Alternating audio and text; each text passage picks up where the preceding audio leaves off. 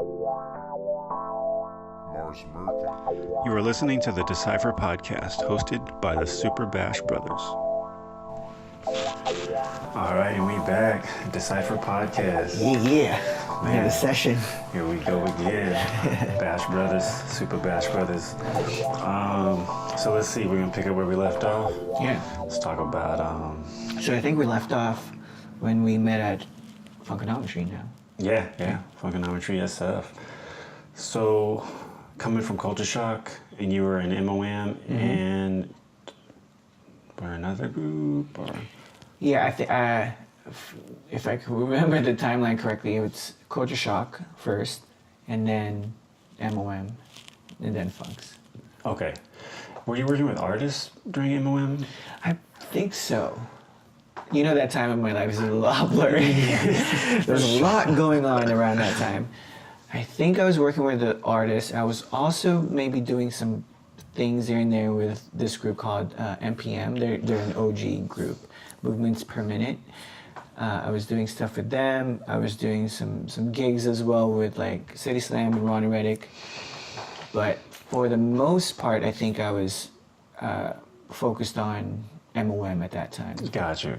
Right. I remember like you were one of the first people I met that danced a lot besides just a group. Like, Right. you know, you were just like always dancing. So Yeah, I think I was a dance hoe back then. That's what they call it. I remember that. You were a dance hoe. And I don't think anyone else really did it. I'm not really sure if people were on two teams because I don't think it was. It was rare. It was you very had, like, rare, Your yeah. Jackies. You had like a couple. Like, Yeah, Jackie was the Jackie. Shout out to Jackie Shout was on Culture Shock, and then joined us with Funkonometry. But it was very rare. Yeah. Yeah. Wasn't she doing like side projects too? She was dancing with other small Yeah, I think things, so. something like that. Yeah. Anyway, so yeah, coming from I guess those two schools, Culture Shock and MOM, Yeah. Funkonometry is a different vibe completely. Completely different vibe. I think what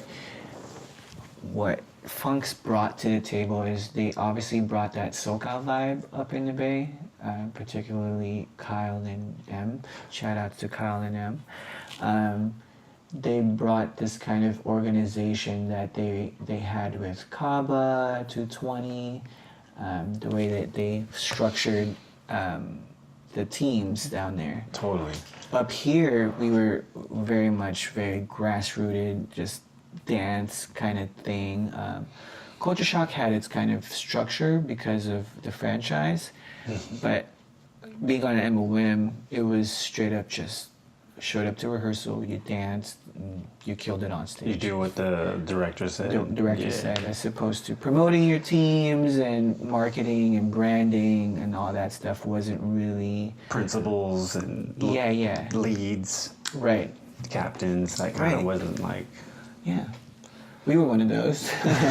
But we didn't really have that kind of until Yeah. up here at least. Until we got exposed with Yeah. Funkonometry. Yeah, we went there. How about you? Where were you at that point? So you were getting into dancing. Well, I was already into dancing, but I was getting into choreography. I meant Totally choreography, getting into yeah. choreography. I was like, I want to expand upon that, just being a b-boy. Just wanted to create. And just the notion of, I guess I just started, I just kind of started and everyone knew. Obviously the audition was atrocious. So I guess for them, within 6 months, and I'm already looking at trying to choreograph, they're like, you shouldn't even be doing that. Right. You shouldn't. I just felt that again. Like, remember how I felt that in b-boying? It's like, I felt that again. Like, Were the other resistance. b-boys kind of like telling you don't do choreography, or Not at all. were It they was- supportive? It was or- more the choreography dancers were like, you shouldn't be choreographing yet. You shouldn't even be thinking about that. Oh, really? Wow. Yeah, it was more like almost getting laughed at. Like, I want to show you my piece, and they're just like, why? Like, you shouldn't be doing it. Right. And I was like, what? Like, how do you grow people into this? And that's when it clicked for me. Like, okay, like, this is weird. I don't want to be here.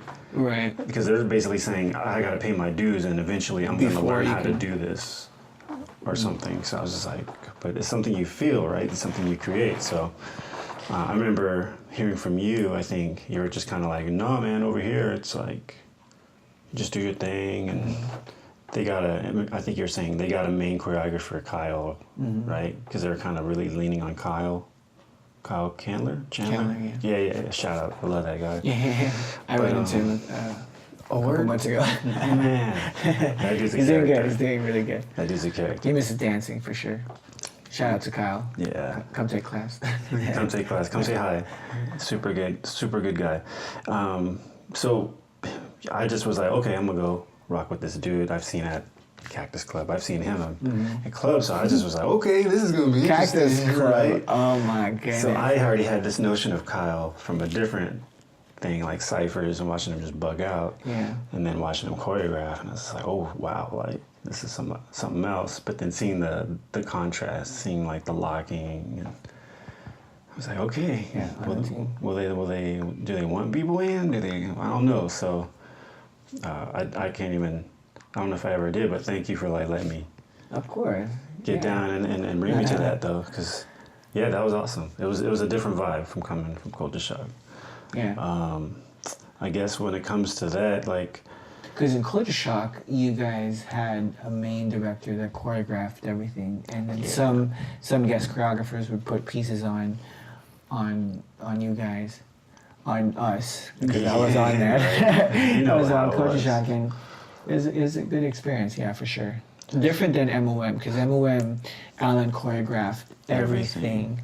And I mean, later on, I had the opportunity to like choreograph a piece in there, and I was very appreciative of. which is a big deal, by the way. Oh, big Yeah. deal! For It y'all that was don't know, that is a big deal. crazy that I was able to do that, and because he's never done that, and I understood it. I understood the importance of it, and I tried my best, and I think that was like kind of the birth of my personal style. Which was interesting to me is when I started choreographing, I didn't choreograph like Alan, which is interesting to me again because Alan was my influence. You know, he was an inspiration, obviously. But when you have someone on the same team, you're kind of inspired and you're influenced by their movement, and it came completely different. I think I may have was still influenced by his R&B stuff. You know, Alan does the high energy, the ratchetness. Yeah. But it's slower and sensual stuff. Yeah, especially back in the day. Yeah, that's what I gravitate towards, and I think I was inspired by the movement and the musicality of his, and then I became a little bit more. Back then, it was called technical.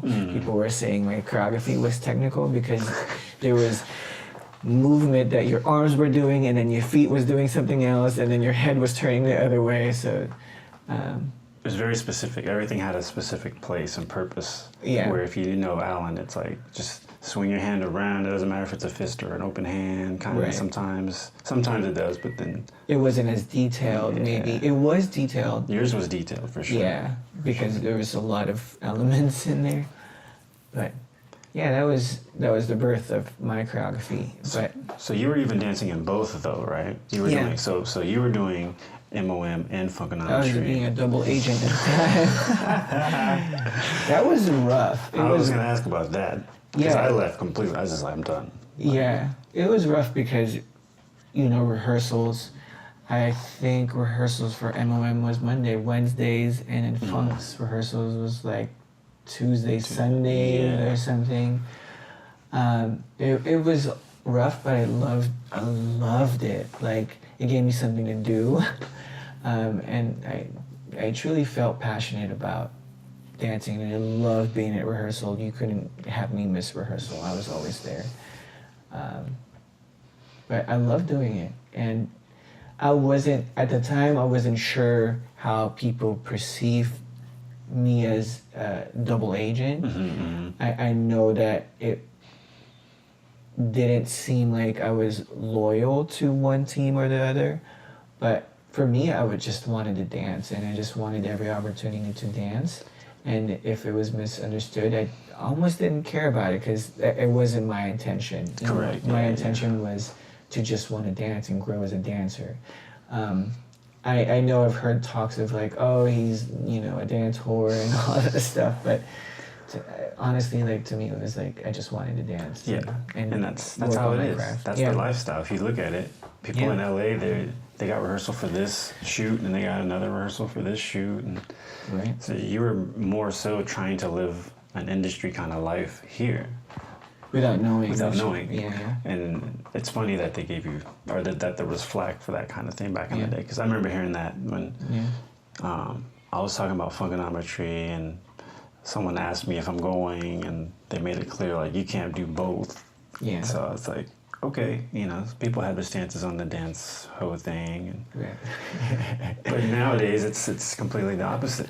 I think it's funny. I think it's funny. Yeah, it is funny. I think it's funny. And, I think it may have caught on and some other people started doing it and it became a problem for some teams.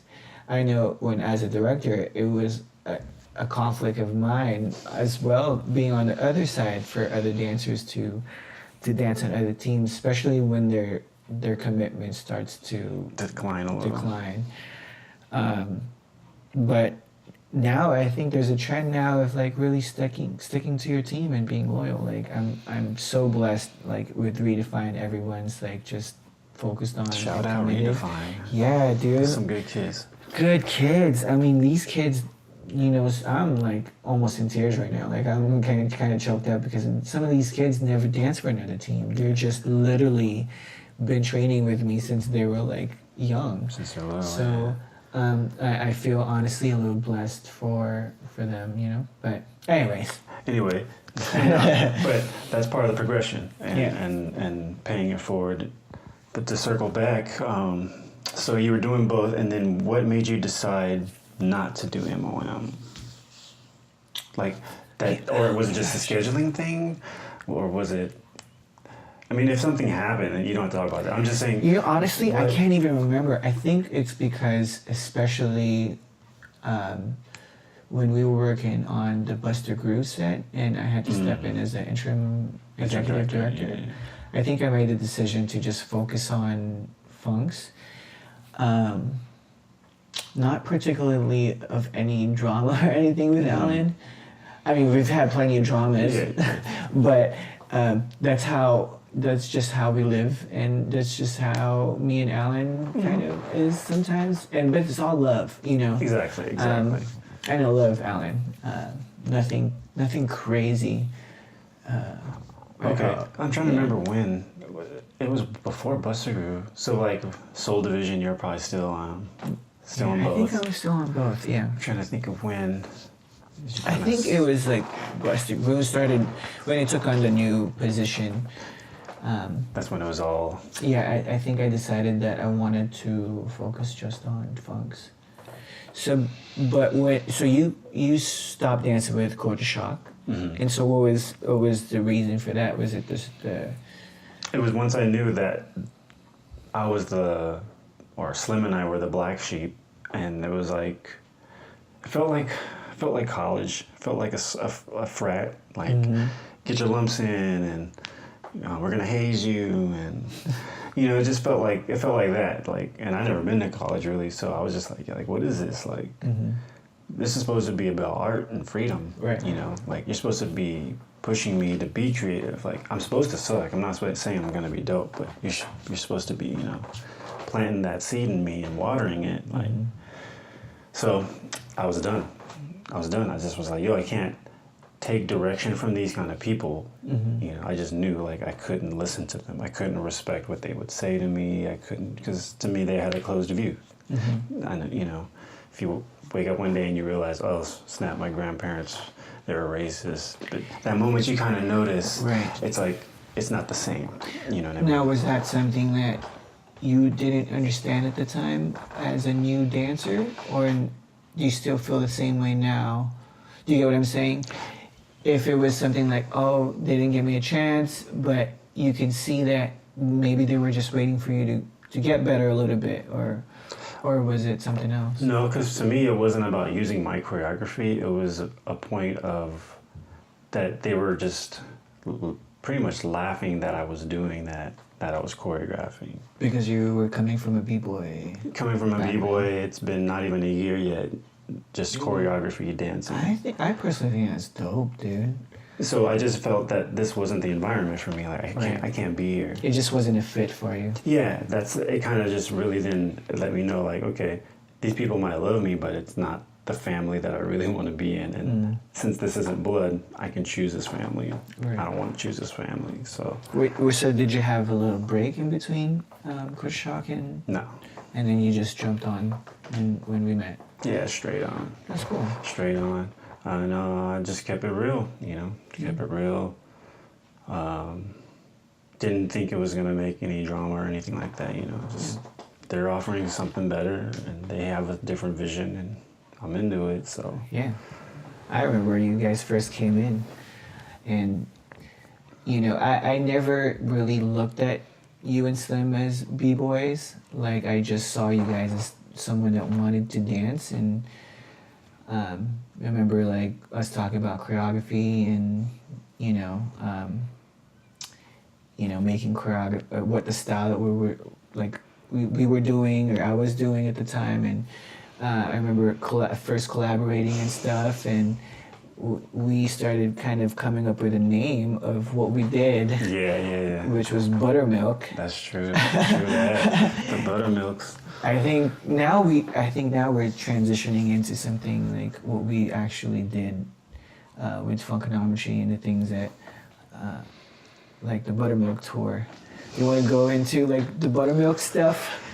Oh man, I don't even know how that started really, but a lot of people I just remember people saying like, whose piece was that? When we would collab, and they would say, whose piece is that? And I'd be like, oh, it's a collab. And they're like, for reals? It's just like, yeah, like, I don't know, man, now that I'm thinking about it, because I was trying so hard to like find my style and choreograph and you were around, our movements, even though they were weird or different, they fit like a puzzle piece, you know what I mean? Like, it doesn't look like it fits, but when you put it up there, like, oh snap, just put it together, like, oh yeah, it works. So it's weird now thinking back at it, like, whoa, man, like, I guess because of being in the vicinity, it kind of, it helps indirectly. So when that Buttermilk thing happened, and then everyone was talking about those pieces, it's like, yo, that's its own thing. You know what I mean? That's like, I'll give you something, he'll give you something, but we can give you something. Like, there's 3 markets there. You know what I mean? Right. Like, not just this butter and then this jelly or whatever, like, we got everything. So I don't remember how the name came though. I really don't. Do you remember that? Maybe because we were like, it was like smooth. It was butter and it's milky. I remember going back to your point about like a puzzle, because like for me, my movement was very heavy on musicality, and you were heavy on the lyrical side of things and interpretations of the lyrics. And I think with your ear for lyrics and music and my ear for just musicality, when it blended well together.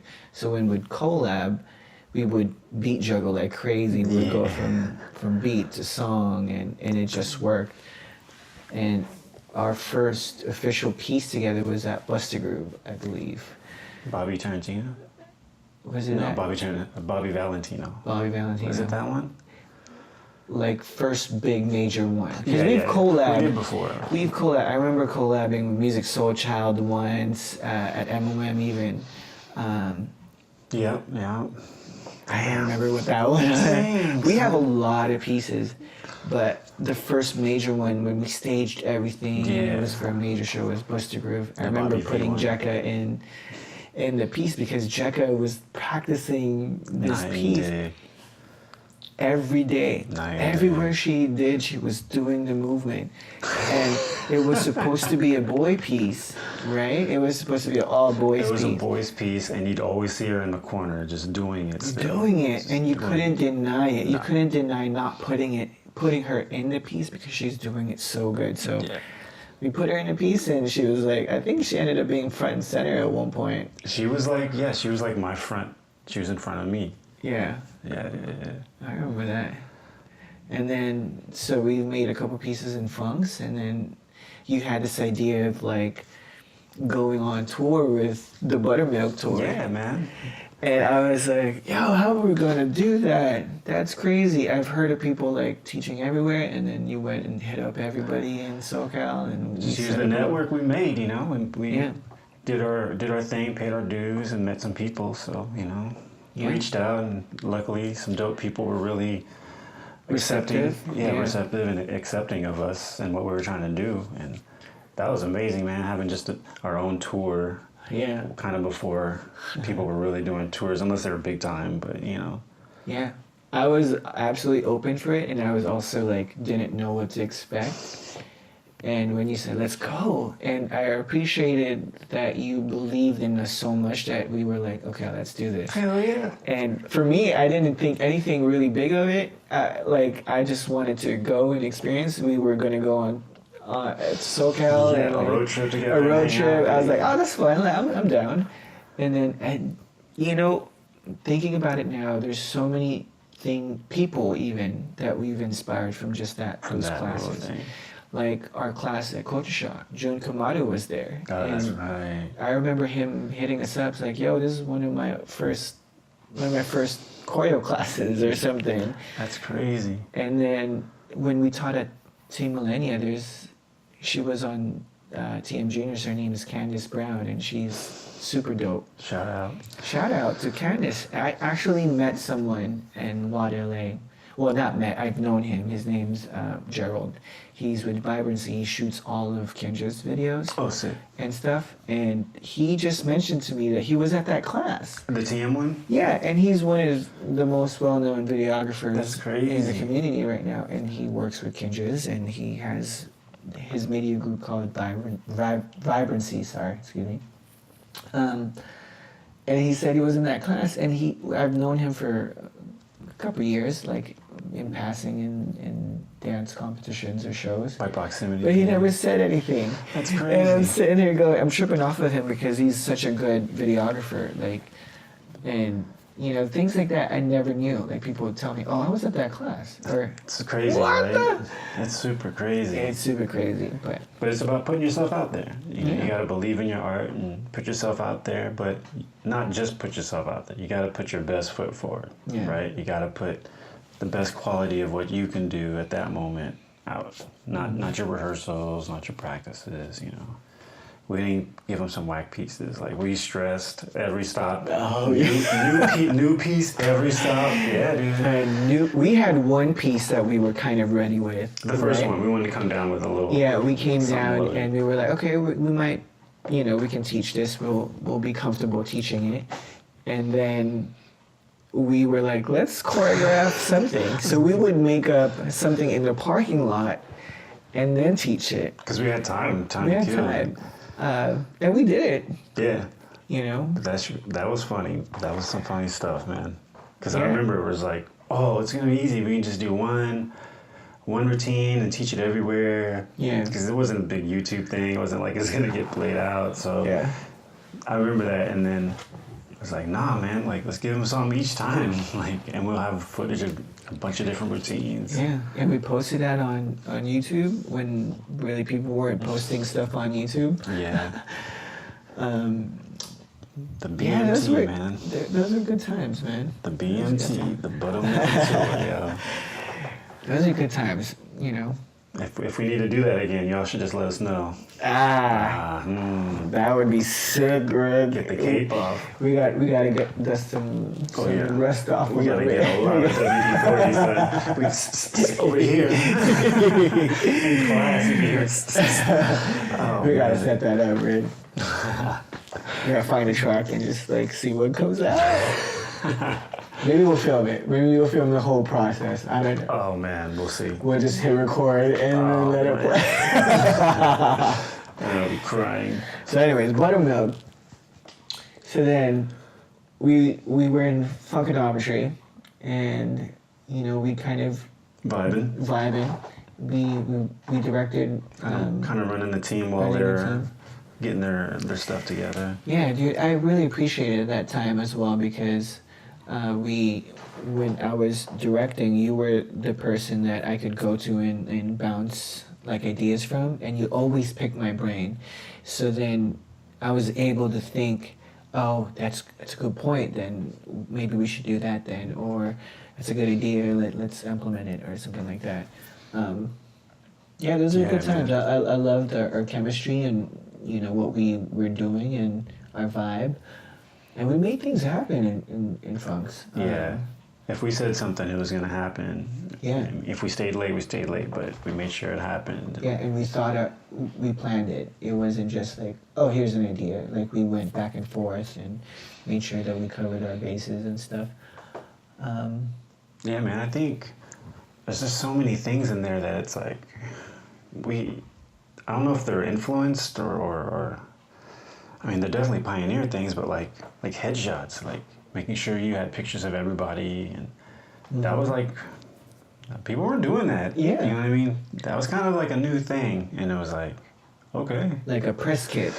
Yeah. Yeah, I remember that was kind of photo like, shoots, like exactly. That was something new. That was very new. Now it seems kind of normal. You get at least a couple crew shots or something like that. Right. Our group photos back then was you're at a show, and you had a moment to take a group photo. We were doing location shoots and costumes and style books. Styles, yeah. Like, man. Yeah, we were doing it. Times. I think we're establishing templates for what teams are doing now. Would we get maybe credit for it, or would people know that things were set? See, that's where it gets tricky. Who knows? That's where it gets tricky, yeah. Because it's like, there's credit due, but they're also necessities. These are just things that needed to happen. Yeah. So it gets lost when it's like, credit for something that kind of needed to happen. Yeah. There's things they had to do it. They might have done it later, but you were just ahead thinking. So it's like, if anything, right now, definitely would give me credit because that was you, man. But it had to happen. Yeah. But I'm happy to know I was around watching it happen and watching you as one of the people pushing that. Like. Oh, that's just not me. That's you too, bro. No, but You for helped out a sure. lot. I wasn't thinking photo shoots. Yeah. So. I'm thinking website, maybe on that part I might, but what I'm saying, like, it's just dope. It's dope because we both definitely put some seeds in the scene that are just common now, but. Right.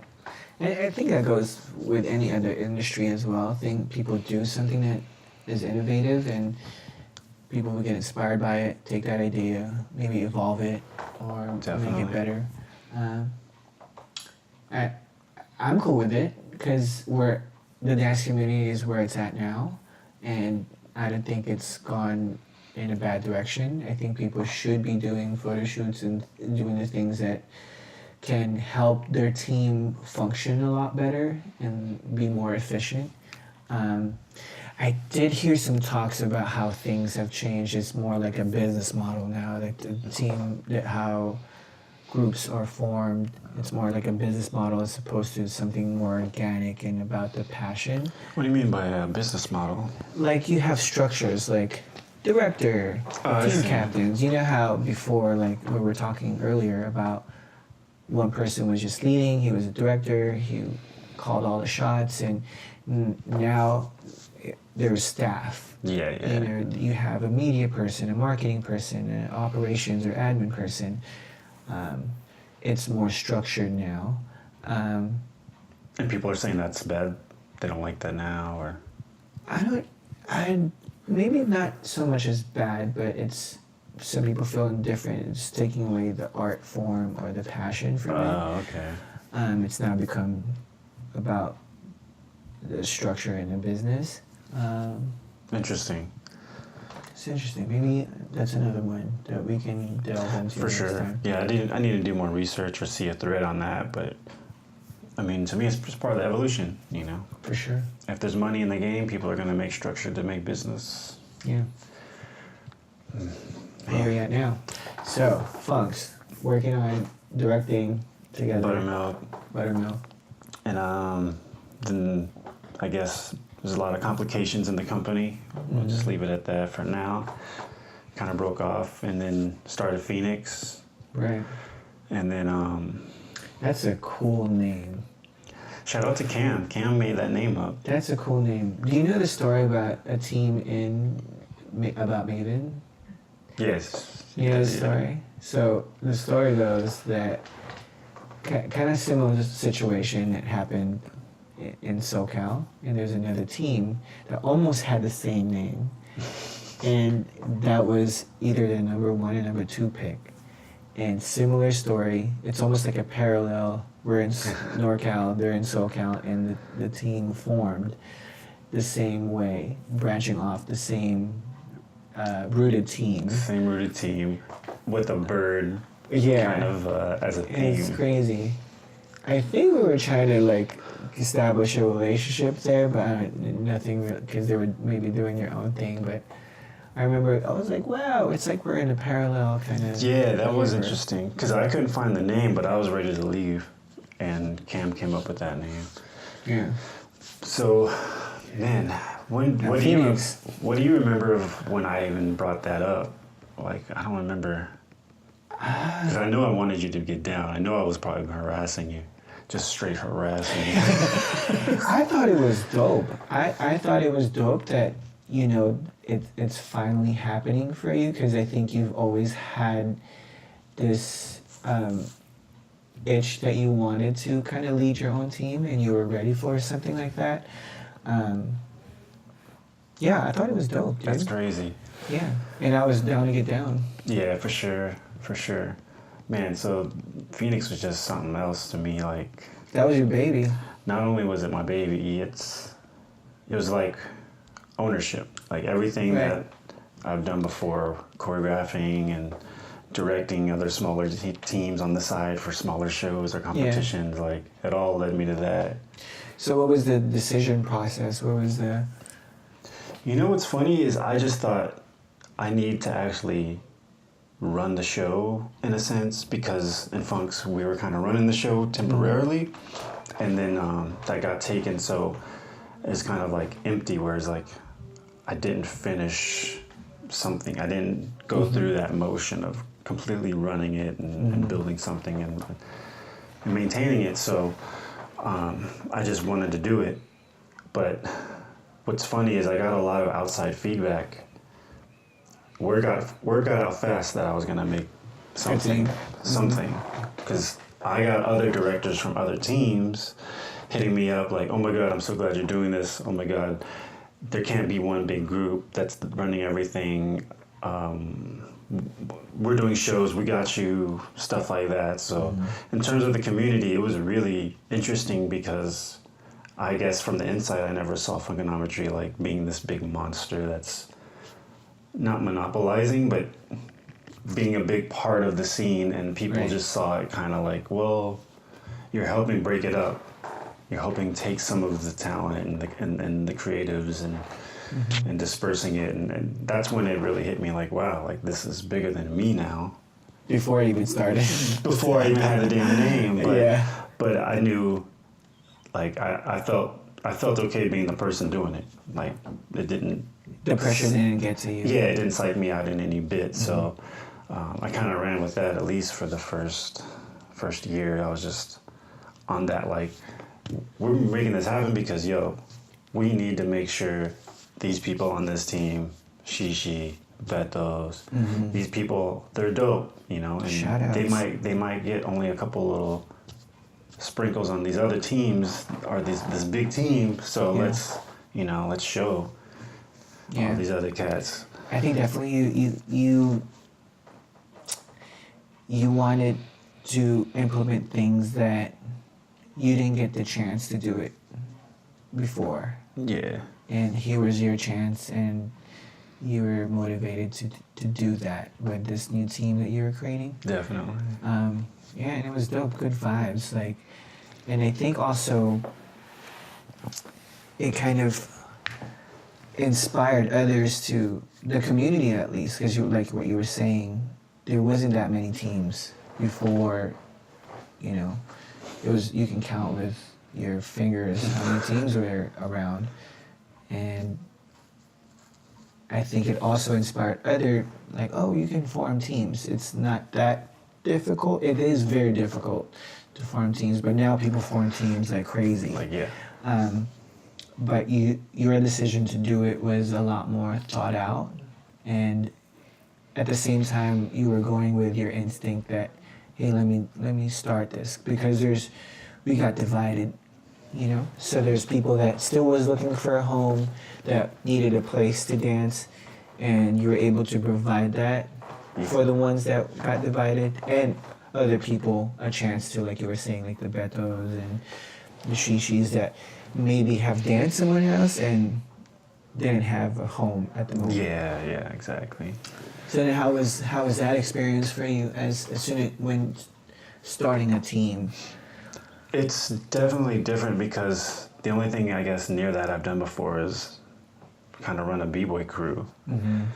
And it's completely different. The personalities are different.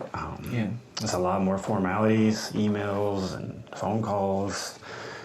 But I enjoyed it because if they wanted structure, like I can give them structure. You know, I can make critique forms for every I remember those. half a year or whatever. The evaluations. Yeah, you know, I made a sheet and I made sure people knew, like I was watching, this is what I think you need help with. Mm-hmm. Ask around, I'll try to help you, but I didn't want people to just keep coming without getting something, you know, over time. So I guess for me, it was hard, but it was really fulfilling. Right. For how short it was very, very fulfilling. How many years do you think Phoenix was? I want to say it was like 2.5. That's it? I don't know. I feel like it's more than It was that. a blur for sure.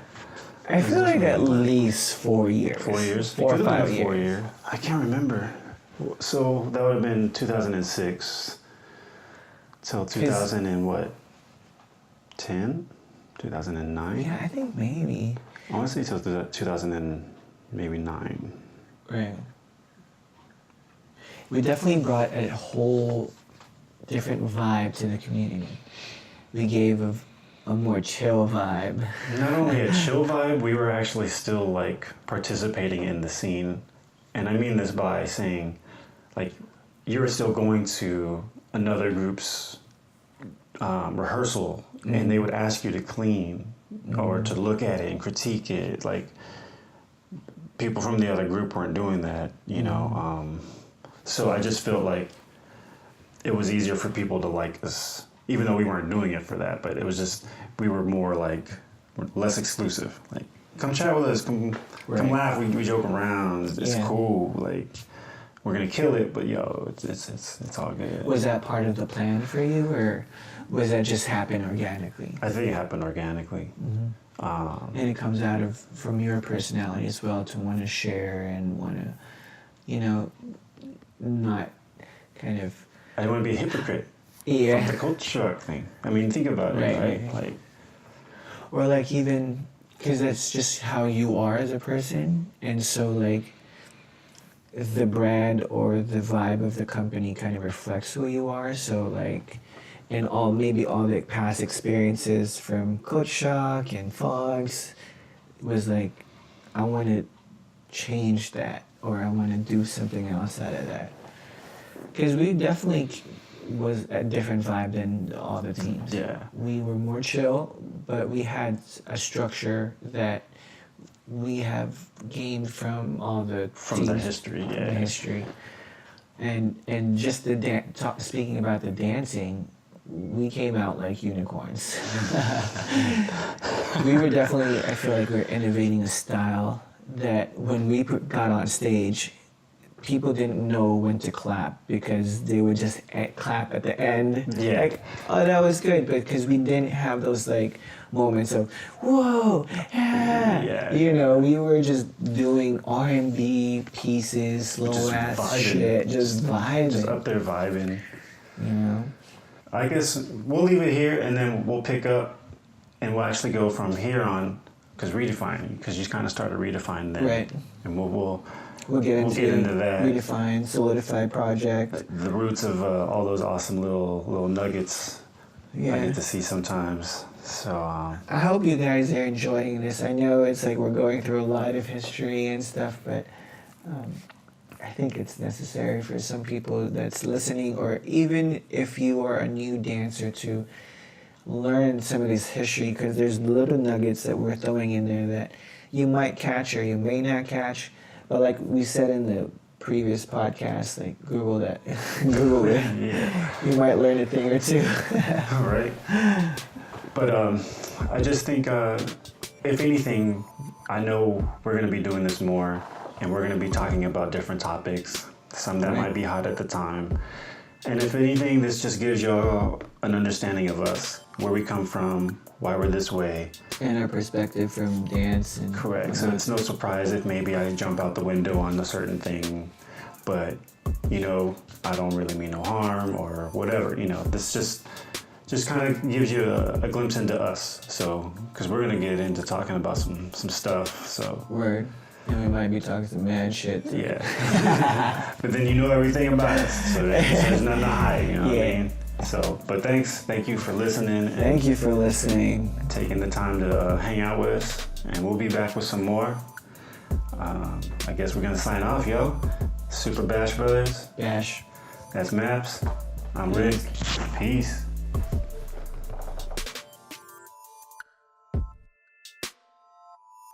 Thank you for listening to the Decipher podcast. Show your support by passing this episode along on your social media. If there are any topics you would like us to discuss on future episodes or feedback on this episode, please leave us a comment or message. Peace, positivity, and prosperity.